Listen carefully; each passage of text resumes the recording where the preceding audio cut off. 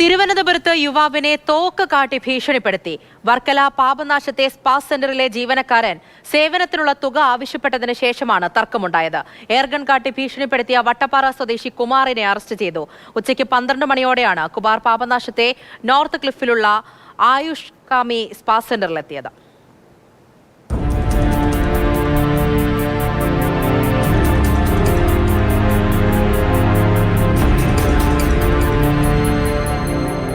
ഉച്ചയ്ക്ക് 12 മണിയോടെയാണ് Kumar പാപനാശത്തെ north ക്ലിഫിലുള്ള Ayush കാമി spa സെന്ററിലെത്തിയത്.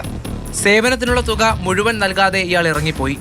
ജീവനക്കാരൻ തിരികെ വിളിച്ച് പണം ആവശ്യപ്പെട്ടപ്പോഴാണ് തർക്കമുണ്ടായത്. തർക്കത്തിനൊടുവിൽ കയ്യിൽ കരുതിയിരുന്ന എയർഗൺ കാട്ടി ഭീഷണിപ്പെടുത്തി. തോക്കു ചൂണ്ടി കൊല്ലുമെന്ന് ഭീഷണിപ്പെടുത്തിയതായി ജീവനക്കാരൻ വിഷ്ണു പോലീസിനോട് പറഞ്ഞു. ഒടുവിൽ നാട്ടുകാരാണ് പ്രതിയെ കീഴ്പ്പെടുത്തി പോലീസിൽ ഏൽപ്പിച്ചത്. ലൈസൻസ് ഇല്ലാത്ത തോക്ക് കൈവശം വെച്ചതിന് പ്രതിക്കെതിരെ പോലീസ് കേസെടുത്തു.